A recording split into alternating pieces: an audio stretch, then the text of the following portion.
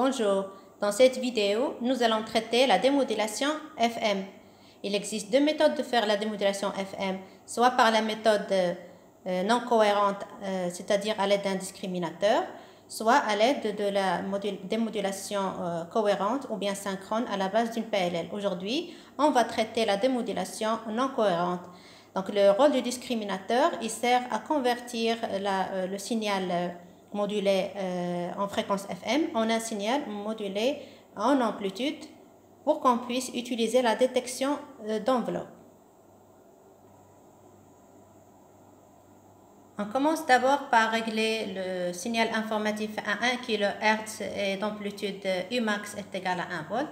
Donc on agit sur ce bouton-là pour régler la fréquence à 1 kHz. Donc je peux affiner à l'aide du curseur fin pour avoir à peu près 1 kHz.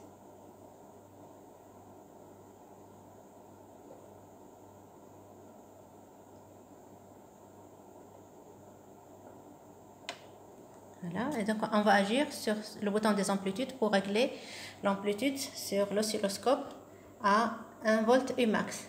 Donc le calibre des tensions c'est 0,5 volts par carreau.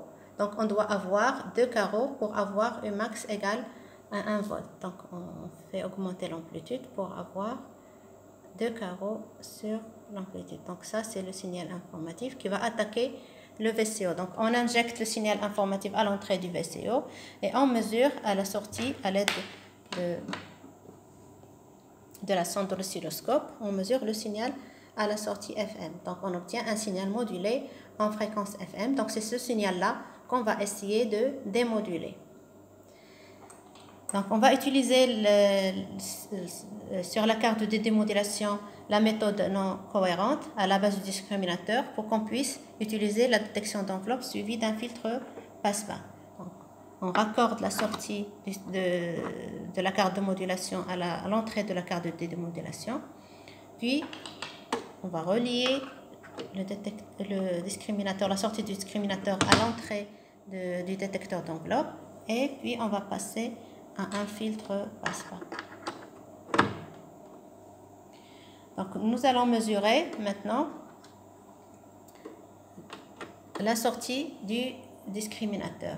Donc comme vous remarquez, donc là je vais enlever le signal et d'entrée je vais synchroniser uniquement sur la sortie à l'aide du bouton level. Vous remarquez, donc je vais refaire l'opération.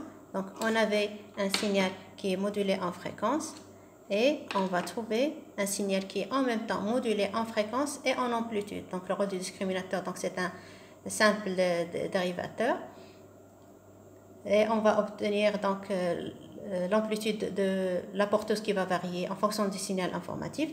Donc à ce moment-là, on peut utiliser la détection d'enveloppe qu'on a vu dans les démodulations d'amplitude, c'est redressement double alternance plus filtrage. Donc je vais me mettre à la sortie de la détection d'enveloppe et je vais raccorder à l'aide du level. Donc là, j'obtiens un signal qui est démodulé. Il faudra le faire passer par un filtre le filtre passe-pas pour le lisser. Donc je vais passer à la sortie et j'obtiens donc un signal qui est propre. On va pouvoir faire apparaître les curseurs pour mesurer sa fréquence par exemple. Donc là, je vais faire déplacer le curseur pour que je puisse mesurer la période. La même chose pour l'autre bouton.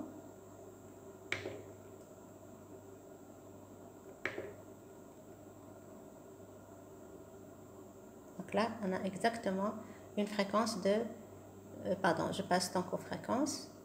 J'ai une fréquence qui est égale à 1 kHz exactement. Donc on a récupéré notre signal informatif, seulement si on mesure l'amplitude, vous allez remarquer qu'il y a une certaine atténuation. Donc là, on a un signal qui est atténué par rapport au signal précédent. Donc ces atténuations sont dues donc, aux affaiblissements lorsqu'on passe sur différents circuits de la carte de démodulation. Donc je vous laisse le soin de faire vos mesures et de déduire le rôle du discriminateur dans cette manipulation.